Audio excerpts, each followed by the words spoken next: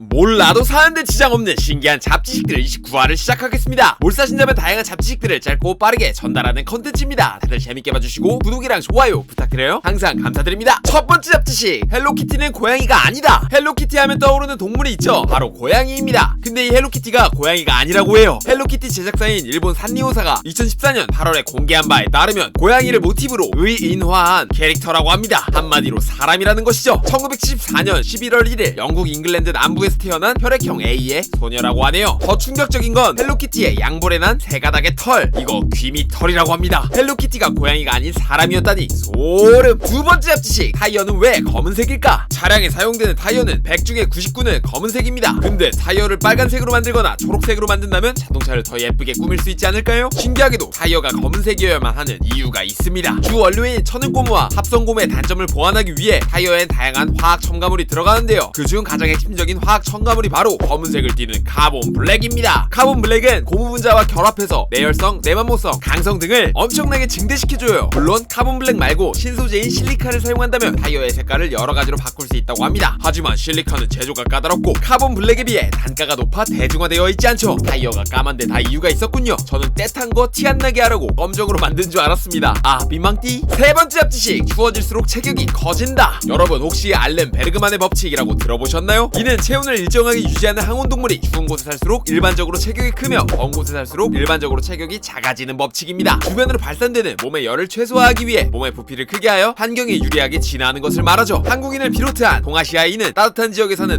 동남아시아인보다 평균적으로 신장 및 체격이 큰 편입니다. 또한 세계에서 평균 신장이 가장 작은 지역은 모두 열대기후에 속한다는 점, 기후가 추운 곳에 사는 북유럽인들이 비교적 따뜻한 곳에 사는 남유럽인들보다 키가 크다는 점이 이 법칙을 설명하는 좋은 사례가 될 수 있죠. 물론 키는 크지만 마른 경우, 평균 신장은 작지만 다부진 체형을 가진 경우 등의 부피의 변화에 대한 예외도 있습니다. 하지만 추운 지역일수록 대체로 체격이 커지는 경향이 있다는 것 참 신기하네요. 네 번째 잡지식, 남편과 변기. 남편의 편, 변기의 변, 누가 봐도 다른 한자로 구성되어 있을 것 같습니다. 상상도 안 해보셨겠지만 한자, 편자가 같다고 합니다. 이 한자, 편자에는 대표적으로 두 가지 뜻이 있는데요. 편하다는 의미와 더불어 똥오줌을 의미하기도 한답니다. 남편에게 사용된 편자는 편하다로 쓰인 것이고 변기에 사용된 변자는 똥오줌을 뜻하는 것이겠지만 글자가 같다는 것은 참으로 신기하네요 정말. 다섯 번째 잡지식, 외로움은 전염된다. 현대의 성인 3명 중 1명이 느낀다는 외로움. 이 외로움은 우울증 등을 초래하기에 위험하다고 할 수 있죠. 근데 이 외로움이 전염병처럼 퍼질 수 있다는 연구 결과가 있습니다. 시카고 대학의 존 카시오포 박사가 1971년부터 2001년까지 5214명을 토대로 조사한 바에 따르면 외로운 사람들은 자신의 외로움을 다른 사람들과 나누는 경향이 있으며 이는 전염병처럼 확산될 수 있다는 결과였죠. 또한 일반적인 사람이라면 1년에 48일 동안 외로움을 느끼며 남자보단 여자가 외로움을 느낄 가능성이 높고 친구가 한 명 늘어날 때마다 외로움을 느끼는 빈도가 1년에 이틀이나 줄어든다고 하네요. 외로움이 전염병처럼 확산될 수 있다니 조금 덜 외로워보려 노력해야겠습니다. 여섯 번째 잡지식, 책의 짝수 페이지. 여러분 그거 아시나요? 모든 책은 왼쪽 페이지가 짝수 페이지입니다. 오른쪽 페이지가 홀수 페이지죠. 이상입니다. 일곱 번째 잡지식, 수술할 때 초록색 가운을 입는 이유. 수술실에 들어갈 땐 의사든 간호사든 초록색 가운을 입습니다. 왜 초록색 옷을 입을까요? 보통 붉은 장기를 오랜 시간 바라보면 작업을 하다 보면 그 눈에 그 색이 잔상이 눈에 남고 눈의 포색작용에 의해 흰색 벽이 청록색으로 보이기도 합니다. 이 잔상은 의사의 시야를 혼동시켜 집중력을 떨어뜨릴 수 있기에 잔상을 느끼지 못하도록, 그리고 중요한 수술에서 실수가 없도록 하기 위해 초록색 옷을 입는다고 합니다. 여덟 번째 잡지식, 자다가 깜짝 놀라면서 깨는 이유. 자는 도중 자기도 모르게 갑자기 몸을 움찔하면서 잠에서 깨어본 경험 다들 한 번씩 해보시죠. 이는 수면 놀람증이라고 합니다. 특별히 몸에 문제가 있어서 발생하는 증상은 아니니 걱정은 안 하셔도 좋아요. 이는 근육 경련에 의해 발생하는 현상으로 수면에 빠지기 직전에 자주 나타나죠. 사람이 수면에 빠지기 시작하면 심박수가 떨어지고 근육이